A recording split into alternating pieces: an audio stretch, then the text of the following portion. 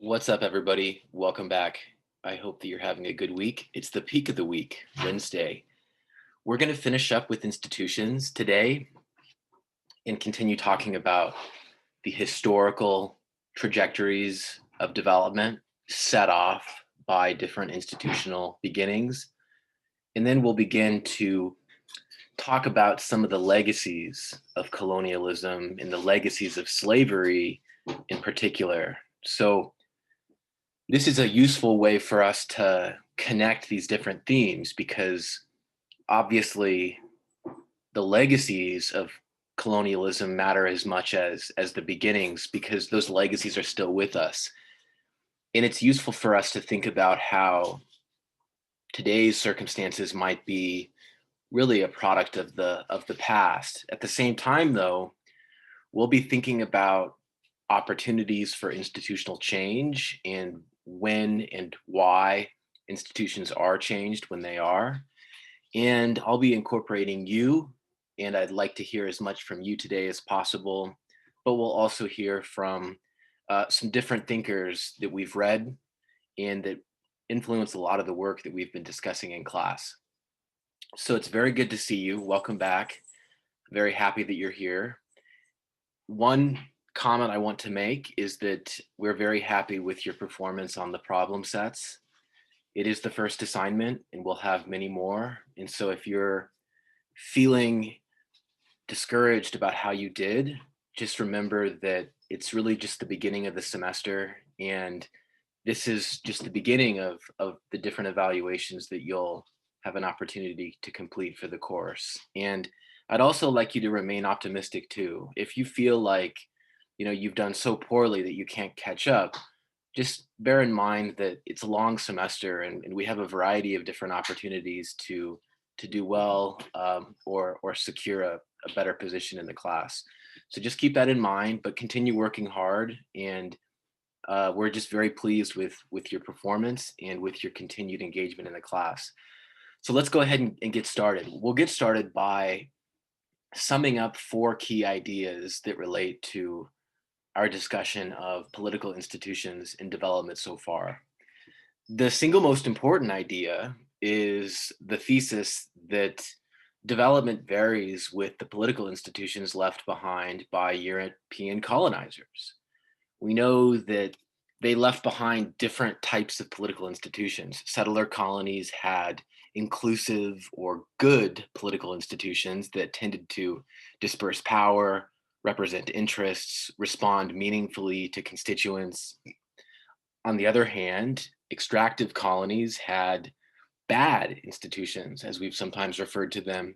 These are institutions that tend to concentrate power in the hands of elites, that tend to ignore interests, and that tend to fail to respond meaningfully to groups in society at the same time that they uphold and concentrate and consolidate the power of those who stand above everyone else. And really, we're thinking about dictators and the supporters of that narrow elite.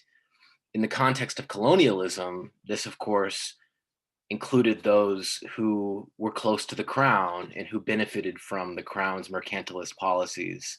The difference between settler colonies and extractive colonies is very useful because it helps to explain why some countries, despite beginning as colonies, grew quite robustly and developed into quite prosperous nations like the United States or Australia. Those extractive colonies, on the other hand, predominantly represented by Latin American countries and African countries, tended to grow more slowly or exhibit less linear patterns. Even in the case of Latin American countries, which have done better than African countries, bearing in mind that the time that they've had available to them to do so has been different, have still struggled to fully break out of those middle income categories that we discussed earlier in the course. So this big thesis is an argument that a lot of scholars agree on when it comes to this literature. There is disagreement about the precise level or extent of colonialism and whether that becomes a factor. But before we get there, it's worth reviewing and remembering that these inclusive institutions disperse power and represent interests. This is what makes them inclusive, right? They spread power around via things like the franchise and voting and representative assemblies, the protection of civil and political liberties and property rights, freedom of speech, all of these things that we associate with inclusion in the system, the representation of interests. This stands in contrast to those extractive institutions, which tend to ignore the broad sweep of society in the name of concentrating power in the hands of those elites, and in the process ignoring those interests that reside outside of that narrow inner circle. The key idea that differentiates subsequent work from Acemoglu and Robinson's work is that the development of extractive colonies can vary with the level of colonialism. Not all extractive colonies were colonized to the same extent. There's a great big difference between Chile during the colonial period and Mexico or Bolivia or Peru. Chile was a colonial backwater. It was very lightly colonized by Spain, whereas Peru, Bolivia, Mexico, Guatemala, these places were very, very heavily and extensively colonized.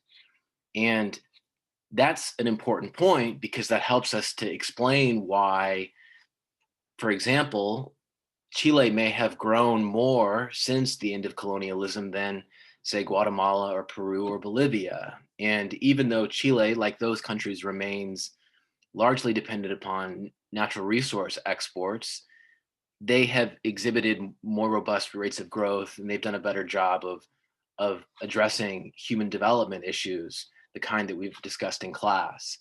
So the level of colonialism is part of the story, but the level of colonialism itself varies with the institutional complexity of the pre-colonial society. So why is it that Spain so heavily colonized Mexico or Bolivia or Peru, but so lightly colonized Chile or Argentina? Well, what we seem to know, or what we think we know, is that the institutional complexity of the indigenous society has a lot to do with how extensively Spain and others colonized the places that they did.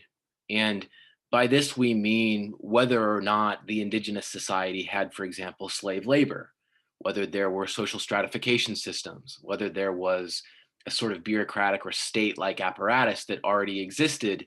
The key point is that those places that had more complex institutions were more heavily colonized by Spain and others, precisely because those mercantilist powers could appropriate those existing institutions, and they could use those existing systems of stratification and hierarchies to their advantage. Whereas in Chile, Argentina, the civilizations, the indigenous civilizations, were far less complex and far less developed, and consequently there was much more work to be done to set up the kinds of institutions and arrangements that could be used as effectively as those that already existed in places like Mexico or Peru or Bolivia. So these are some important ideas. And together, these four theses, or these five, excuse me, I repeated number four, tell us a lot in a really concise way about the relationship between colonialism, institutions, and development. Now, I want to begin to incorporate you, and I'd like to discuss institutions and whether they can be changed. The sort of elephant in the room for this discussion so far has been that the theories all assume that the institutions just reproduce themselves, right? That the end of colonialism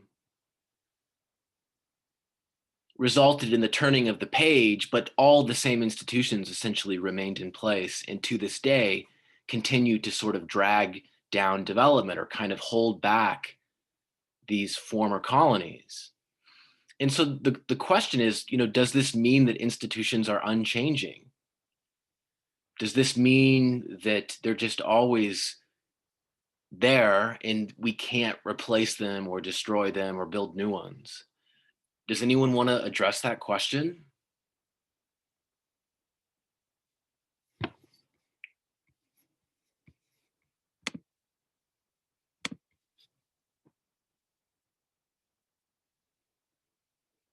So Max, what are some of those changes that you've observed? And it's worth just mentioning them because we have a long constitutional history, but there have been some changes over time, and we can draw on those examples to illustrate this or discuss this. Max, do you have any examples that you could identify to get us started? Sure. Well, you had mentioned that slavery was a complexity of some of the colonial societies, and we used to be a big part of that, right? And with our government system, with the amendments, the 14th Amendment ratified to our Constitution that slavery was no longer a thing per se, right? So over time, our Constitution has changed, and so have our institutions that support the Constitution. That's a good example. Yeah, absolutely. And clearly that's relevant, right? Because when you talk about ending slavery, that's one step towards enfranchising a large proportion of the population. And we know that voting rights would come like 100 years later, basically. But still, it wouldn't have been possible to bring about the Civil Rights Act without, the eradication, the abolition of slavery. So that is a relevant example. And the fact that it was a constitutional amendment is also relevant because that's a really big political process, right? That takes a lot of political ammunition, so to speak. You've got to do a lot of work to get there. It doesn't just happen. And so that's a good example that Max gives us because not only is that an example of an institution that changed and that resulted in a change in the system, but one that required a great deal of legwork to get to. And this is going to lead into something that we'll discuss in a moment, but does anyone else have anything to say to this question about institutions and change? Does the persistence of them mean that we're stuck with them, or can we replace them or alter them? Is there anything else that's relevant to this discussion that we haven't covered?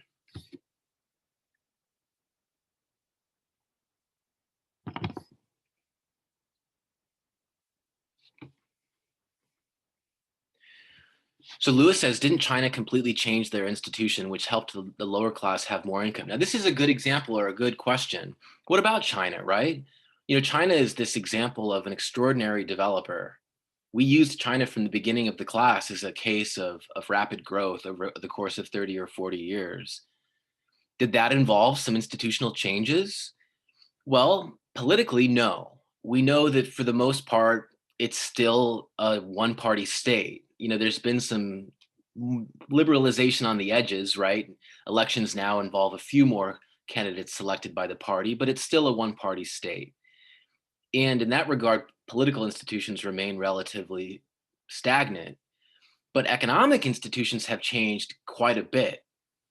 China used to be a purely centrally planned economy, a communist, a real communist state. And though the Communist Party remains in power, they've brought about a pretty radical transformation of many of their economic institutions. At this point, about 40% of the biggest firms are owned by private actors, whereas it used to be entirely publicly owned. And that introduction of a sort of market or private component has helped to incentivize new investments and new production processes. And China has been able to enter into new markets. And that has brought about a radical change in the size of the middle class, and the growth of wages has been quite substantial in China. And so in that way, China does suggest that economic institutions, as well as potentially political institutions, can contribute to growth if you change them in a way that moves away from extractivism and more towards inclusive, sort of open, participatory arrangements. And so China is an example. But what I want you to focus on, though, is that in China, the political institutions have not changed. They remain essentially the same. And we'll actually take up this thread in a moment when we hear a little bit more about this case. And Martin says, there are multiple means of change, such as either during the French Revolution, which would be revolutionary or radical change, essentially overthrowing the crown by force, while there are also democratic methods, such as women's suffrage and obtaining the right to vote. So we can bring about change in a revolutionary or radical way that uses channels that reside outside of constitutional means, and we can use force or sort of, real political power, or we can use institutional means where we follow democratic pathways to change. And we can bring about changes to the Constitution or the franchise. Certainly, these are absolutely examples of change. But one thing that I want you to notice is that it's actually difficult to think of examples of countries that have replaced, authoritarianism with robust, consolidated democracy. In Latin America is clearly the first place we would look because they have a long history or legacy of authoritarian rule. In Latin America, the democracies are not fully consolidated yet. They remain relatively weak in some cases. And this doesn't always bode well for development. And some would argue that the weakness of democratic institutions in Latin America accounts for slow or stagnant growth in that region. It's more complicated, in my opinion, but this perspective does have something to say about that. What about Africa? Well, there are a lot of examples of ruling presidencies or dictatorships in Africa, that don't contribute to growth and development, and that seem to just be stuck and mired in underdevelopment. There are good examples of countries that have transformed their institutions in established and consolidated robust democracies, but they're fewer in number. So, for instance, Botswana is one country in Africa that has done well in replacing very repressive, illiberal institutions left behind by, I believe, the French, if I'm not mistaken, but it was a European colonizer of some kind, with strong democratic institutions. But there aren't a lot of examples like Botswana. There just aren't. And the truth is that bringing about this kind of change is very challenging. Even in the example given by Max, the truth is the United States has always been a democracy. It was always a settler colony from the very beginning. And so, we don't really have a way of knowing what the system would have developed into had the starting point been a extractive colony or an extractive colony of the kind like those in Latin America. It's difficult to know. And even those big changes that we've brought about and seen brought about have been smaller changes to the Constitution, certainly, but ones that didn't alter the fundamental nature of the political system, which from the beginning was a democratic republic, a inclusive arrangement or an inclusive system, if you will. And so the answer to this question is no, institutions are not unchanging. It's just that they're difficult to change, and they're very, very difficult to change because the beneficiaries of the arrangements are made capable of upholding them and defending them by those same arrangements. Think about it. There's a lot of positive feedback. Their position is further strengthened by their position in the system. So they're already in a position to make it more difficult or prevent change. And so the beneficiaries of the system tend to uphold it. There are also cognitive constraints and other norms that get perpetuated that make it very, very difficult to alter the institutions. But the single most important factor is the power relations, right? The relationships of power between the beneficiaries of the status quo and those who pay the cost or absorb the cost of the status quo. And so institutional change can and will occur, but it requires equally sizable changes in the power relations, right? It requires a transformation in the relationships between the beneficiaries and the absorbers of the status quo. And so change will occur when groups that favor change become powerful enough to impose it on the losers. When they become powerful, it alters the balance of power, and it makes it possible for them to impose the outcome that they prefer. And in this case, that would be an institutional change that theoretically would favor them, and that would potentially harm the beneficiaries of the existing arrangements. It might also occur, though, when the groups that favor change can strike a bargain with the potential losers. And in order to compensate them for their losses or shield them from the consequences of the changes. Basically, this is a political economy analysis of institutional change. Power relations have to change first before the institutions can be changed. Alternatively, the groups that favor change might bargain or negotiate with the losers to compensate them or protect them from the adverse consequences. So let's just think about the example of, say, the Green New Deal. At present, the coalition that favors that policy change has not become powerful enough to impose it on the potential losers. The potential losers would include the fossil fuel industry, the banks that finance that industry, the politicians who are bankrolled by that industry, and all of the associated players who benefit from or align with that coalition. At the present moment, the progressive coalition that favors that Green New Deal is not powerful enough to impose it. But if that coalition doesn't become powerful enough to impose it, but is able to negotiate with or bargain with the fossil fuel coalition, they might be able to strike a deal that allows us to transition to that new arrangement. But that deal would have to involve compensating that coalition in some way, either through a transfer or a variety of other incentives or sweeteners designed to help them make the transition or to pay them off, or some other kind of arrangement set up to shield them from the fallout or the losses that they would likely incur as a result of the transition to that green energy regime or economy, if you will. And so this is one way of thinking about institutions and development.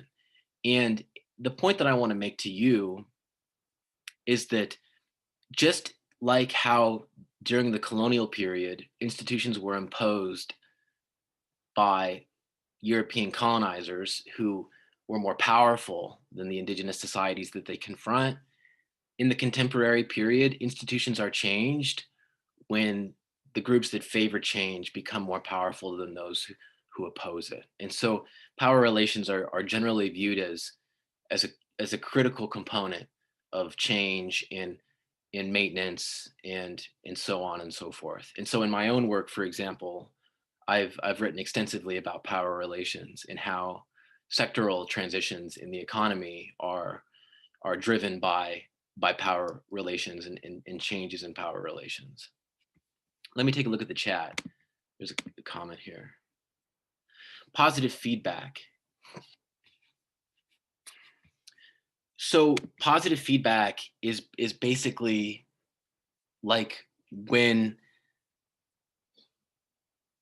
so it's actually difficult to explain.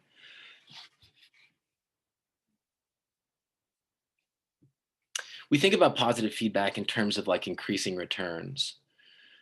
So with each step in a given direction, it becomes more difficult to reverse course. Positive feedback is kind of like a cycle or a loop where, say we have a dictatorship in place and that dictatorship concentrates power in the hands of, a ruling president. And that ruling president uses the power of the state to repress opponents or marginalize or ban political parties. With each step in that direction, with each use of the power of the state to repress political parties, there's a further concentration of power in the hands of the dictatorship. In that regard, there's positive feedback. It's like a cycle or a loop that reinforces the position of the beneficiaries of the arrangement. And that loop or that cycle reproduces the system and reinforces the system so that it tends to persist into the future.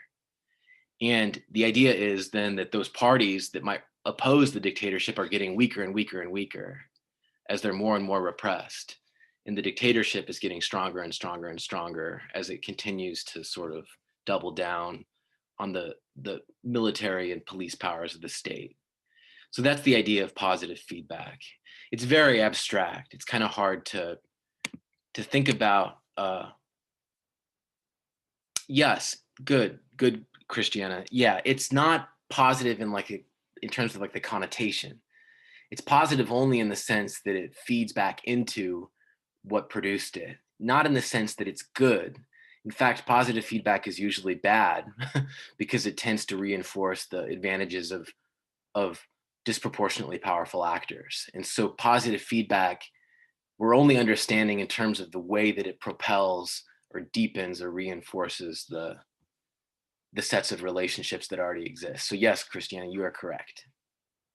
Let's watch a video from Darren Acemoglu, who's an economist who has done a lot of the most important work in developing these ideas and these theories, and pay attention to his focus on politics and power relations and how political institutions are really the driver of development or underdevelopment, and how they're intimately linked to the historical experience with colonialism. I'm Ryan Avitz, economics correspondent for the Economic. Joining me in our New York studio is Daron Acemoglu, an economist at MIT and author with James Robinson of the new book, Why Nations Fail. The book argues that to understand the failure of many nations to develop and become rich, we must look at political institutions and the incentives they create for leaders. Mr. Acemoglu, thanks for joining us. Thank you, Ryan. In your book, you demonstrate through a wealth of historical examples that institutions can be self-perpetuating, that bad institutions strengthen bad leaders and sort of help to keep those bad leaders in place. Can you tell us a little bit about historically how nations have broken out of this cycle? I think that's one of the most difficult challenges facing any nation. Once you have what we call extractive institutions that strengthen the rule of the elites and enable them to get their way at the expense of the society, how do you break out of them? And there are essentially two ways. One is a gradual movement out of extractive institutions. That's the path that Britain, for example, followed in the 19th century through a series of gradual reforms of the political system, of the educational system, of the civil service. But unfortunately, that path is not open to many societies, as we have seen, for example, in the context of the Arab Spring. And when that's the case, when the old guard holds on to power because they don't want to be the losers out of the transition, then a more revolutionary change is necessary. Should we be encouraged by the recent declines in global poverty? And a lot of that is associated with growth in China and India. And in your book, you announced some skepticism about the model of development in China. Should we nonetheless be encouraged by declines in poverty? Of course, it's a huge achievement for humanity. I think the right perspective to look at that is that China really started a fundamental transformation of their economic institutions. And those changes are responsible for the increase in productivity in agriculture and later in industry, and are responsible for the lifting of almost 1 billion people out of poverty or near poverty into much higher living standards. But the Chinese model is not one to be emulated by every country because it's based on extractive growth, meaning it's still under the auspices of political institutions that are extractive and are controlled by a small elite. And in that respect, I don't think it's a system that's going to last. In particular, China is benefiting a lot from the low-hanging fruits of catch-up growth, importing technology and getting integrated into world market. But that's going to stop at some point. And at that point, incentives and innovations are going to start mattering a lot. And a fundamental transformation now in political institutions is going to be necessary for the continuation of that growth. Is there reason to suspect that economic growth might contribute to political liberalization, that the rise of, say, a Chinese middle class might then sort of demand a change in institutions that would generate those incentives for innovative economic growth? I think there is some truth to that, but it is sometimes exaggerated. There are many in social science and in policy circles who think that political institutions just follow economic prosperity. Sometimes that goes under the name of modernization theory. Just get the economy growing and the political institutions, civil liberties, political rights are all going to follow. And I think that's not generally true. And I think the best way of thinking about that is to think about Russia or Saudi Arabia. Russia and Saudi Arabia have been doing very well in terms of their GDP growth lately because natural resource prices are high. But that sort of growth is not going to bring democratization. And I think in China, of course, the situation is different. There is a true middle class, but the Communist Party and the elites are able to keep that middle class in check. So there is no guarantee that just the enrichment of the middle class and economic growth is going to bring the next stage of political transformation in China. In the book, you tell this fantastic story about the history of Venice and how Venice became a sort of a rich city-state based on these wonderful institutions that provided for upward mobility in trade. And eventually, the powers that be within Venice were able to sort of restrict this upward mobility, and that in turn led to sort of sclerosis in the economy and its eventual political decline. I think a lot of people might read that story and think of declining mobility in societies like the U.S. and wonder that, you know, if after 200 years of sort of pluralistic democracy, our advanced society is at risk of complacency. Is there a risk that these institutions may deteriorate? Entirely, and I think Venice is really the case in point. The remarkable thing about Venice, exactly like you say, is that it had reached a certain level of inclusiveness in its institutions, and when it started getting reversed, it came through the political institutions. First, there was a change in its political institutions, shutting off the new groups from entering into its parliament, its general assembly, and then the economic institutions started changing, blocking young merchants and taking away the contracts that supported a flourishing overseas trade. And I think that's the real danger for the U.S. as well. You know, we have been in the midst of a striking increase in economic inequality, and that's concerning for several reasons. But I think the more worrying problem is that together with economic inequality, we are experiencing a much greater level of political inequality. The US was famous for providing voice to a broad cross-section of society, and that's no longer true. Only the very wealthy who are able to make big campaign contributions, who have the lobbying machine and the clout, have voice. And that's where the real danger for a US institution lies. Once political inequality reaches a certain threshold, then economic mistakes start getting made. Professor Acemoglu, thank you very much for joining us. Thanks. So there's so much there. The examples, of course, the emphasis on political institutions. He also critiques that earlier notion, that modernization theory notion that we're familiar with, that assumes that growth and economic growth will produce political development. He really reverses the logic and argues that political institutions must be transformed first in order to get growth. And you know, it's interesting too to listen to an economist talk about politics, because I have to admit he's so crisp and clean and just kind of clear about the way that he's describing the relationships. I appreciate it a lot, because in political science sometimes the language is a little more fuzzy. It's a little fuzzier, and it's not always as decisive. And I have to tell you that Acemoglu is probably one scholar who's really influenced my own work in the way that he thinks about power relations and institutions and change. And so really a useful video. Hearing it from him helps put it in context and helps to clarify, for example, China and the prospects for growth in China. It's interesting to think about whether political institutions must be changed for China to continue to experience robust growth, or if the one-party regime will support that continued expansion. I guess we'll have to wait and see, but still, very interesting video. I think it's useful to return to that in the future as we think more and more about institutions and development in the rest of the course. We're going to shift now and begin discussing legacies of slavery and colonialism. And this connects directly to what we've just discussed, because obviously the colonial period, as we saw, is a period of hundreds of years. In the cases of Latin America, a period of about 100 years in many of the African cases. And of course, the legacies of slavery reach back even further, because the slave trades began before colonialism in many cases, even though colonialism obviously intensified the slave trade in most places. So our starting point is this set of images that I thought would be useful to show you. These are statues of Cecil Rhodes, who is probably the single most iconic symbol of European colonialism in all of Africa. These are in Cape Town in South Africa.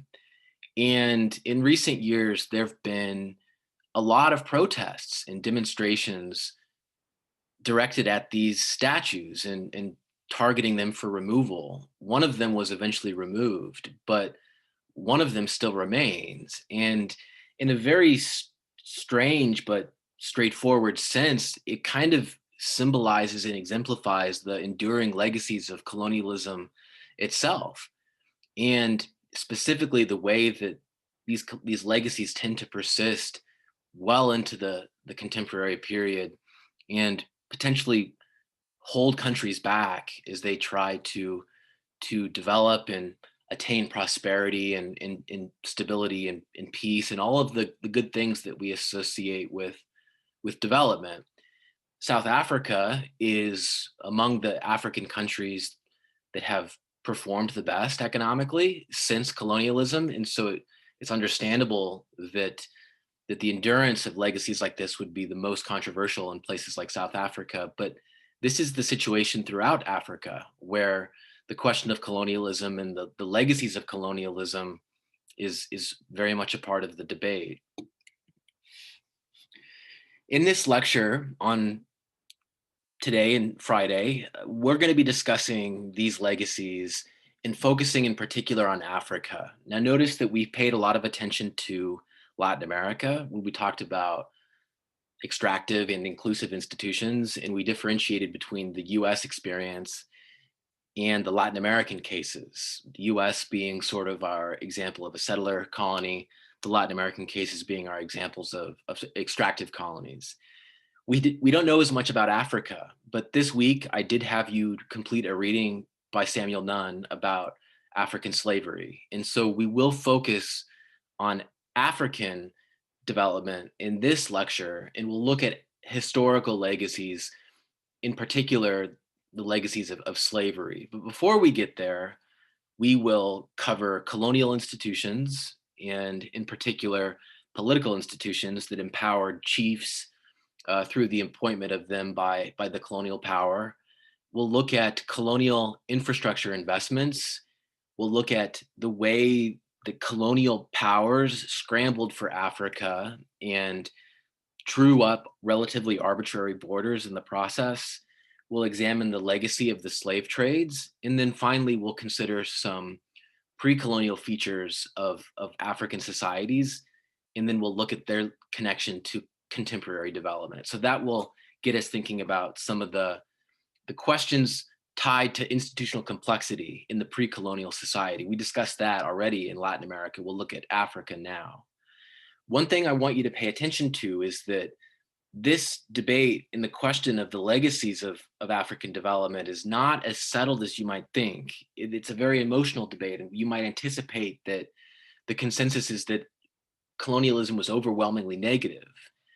But in fact, there's some room for discussion and argument about the benefits and the drawbacks of colonialism. And hang with me and don't give up on the possibility that there may be some benefits or some positive outcomes as a result of all of it, even if overwhelmingly the legacy is negative. But we'll consider all of this, and we'll engage with this with a variety of issues, and we'll look at some different examples as we go along. And we'll begin with really maybe the most iconic example of an extractive European colonizer, and that is the case of Belgium. And Belgium, in particular in the Congo, was absolutely rapacious in some leaders in particular, and we'll see in a moment. But our starting point in a place like Belgium is the question of the colonial institutions and the way that they ruled.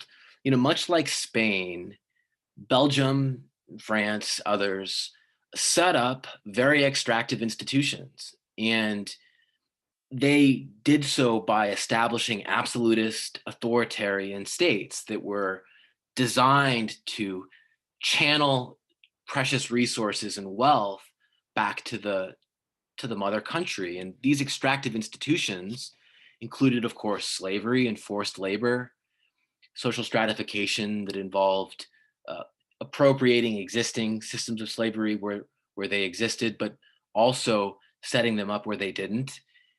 they involved extortion and levels of taxation that were nowhere near acceptable or tolerable. It basically was extortion, and in particular, extortion of farmers and those who possessed agricultural assets, but who weren't Belgian or who weren't European.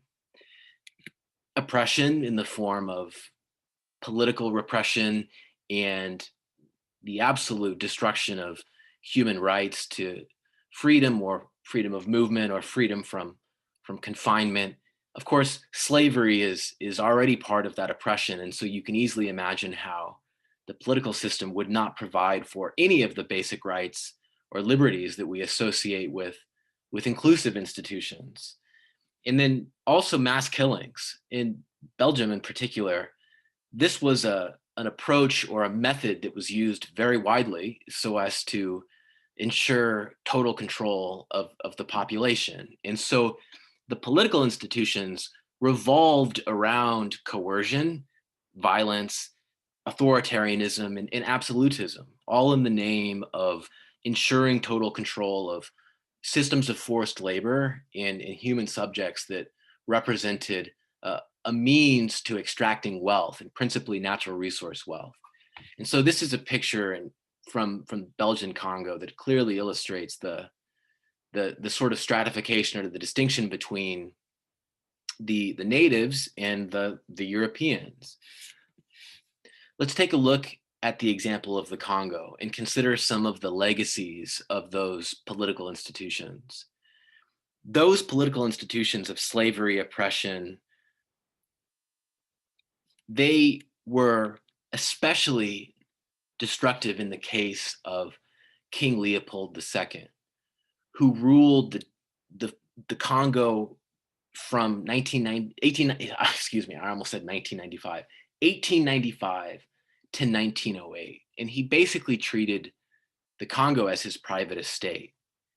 And in this way, he justified all sorts of absolutely horrible practices, absolute total control and destruction of anyone who objected, as well as anyone who simply wouldn't meet production quotas.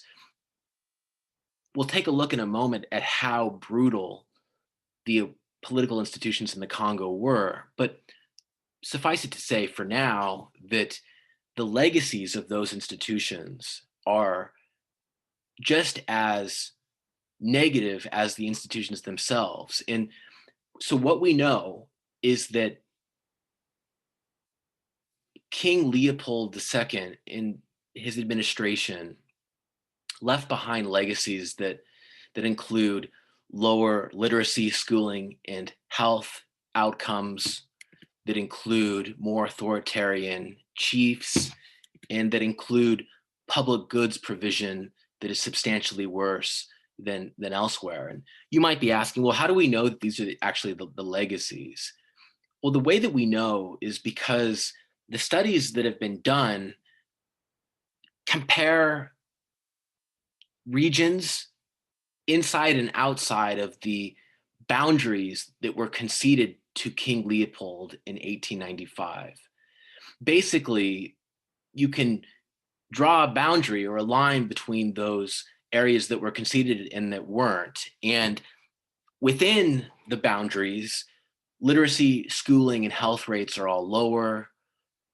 Chiefs in power during the colonial period held on to power well into the post-colonial period and also were often strengthened. And the public administrations were systematically worse at providing key public goods.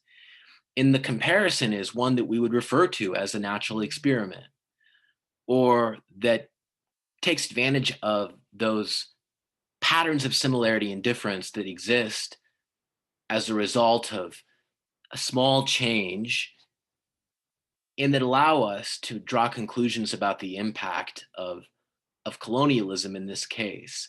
And so the case of the Congo is our starting point for examining the impact on development of these extractive colonial institutions. And we've got about 5 minutes left. So we're going to start a video. We'll finish it on Friday, but we'll begin to take a look at the case of the Congo under King Leopold, and then how the legacies of those institutions laid down at that time continued to hold back development today. In the heart of Africa lies a country called the Democratic Republic of the Congo.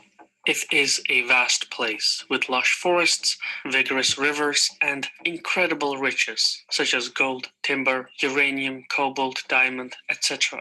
These natural resources have inspired a most unnatural history of greed and violence. For over a century, the Congo has been haunted by the memories of its past, while other African countries have come to terms with the history of exploitation and colonization. The Congo continues to relive the unshakable legacy of one man, King Leopold II of Belgium, whose ventures cost the lives of some 10 million. I'm your host Shivan, and welcome to Caspian Report. Sometimes our videos get blocked because they are deemed hazardous. You can bypass such national firewalls by using NordVPN at 70% as a borderline separating the regional African powers of Congo, Luba, Lunda, Anziku, and Misri. These indigenous powerhouses acted as an extra month free.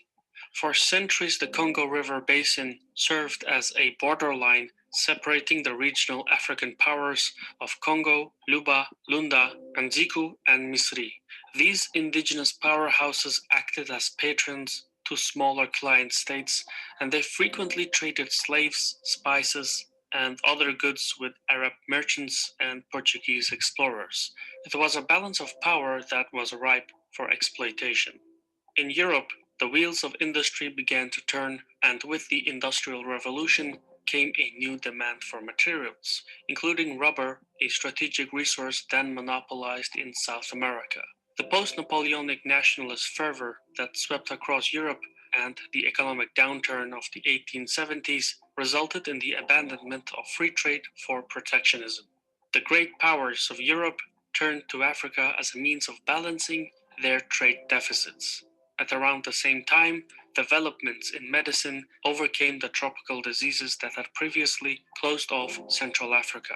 Armed with new antidotes, weapons, and insatiable hunger, European explorers rushed to claim the interior of the Congo for king and country. King Leopold II of Belgium, a constitutional monarch and a keen entrepreneur, sought to use the Congo's high natural occurrence of rubber to overturn the South American monopoly. In 1876, the Belgian king launched the International African Association, a rubber and ivory export business operating under the disguise of humanitarianism. At the Berlin Conference of 1885, Leopold was awarded the Congo on the condition that the resources be open to international exploitation. The entirety of the Congo, which was 75 times the size of Belgium, became a private possession of the Belgian king and was dubbed the Congo Free State. The territory, however, was anything but free. Leopold's ownership accelerated the process of organizing the trading outposts of the Congo into a corporate state with a private military. Initially formed with officers from the Belgian army, the Force Publique filled its ranks by recruiting African mercenaries, as well as by abducting people from nearby villages or by purchasing slaves. The largest provider of slaves was the Sultanate of Zanzibar. Since the arrival of Arab slavers 3 centuries earlier, the Zanzibar Sultanate had expanded its influence throughout the Congo with a series of satellite states. At the time of the scramble for Africa, Zanzibar had established significant commercial interests in the eastern Congo.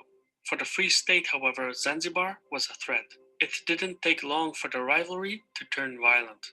In 1892, hostilities broke out between Leopold's mercenaries and the Zanzibari Arab slavers, with the former masking the conflict as a humanitarian endeavor to end the slave trade.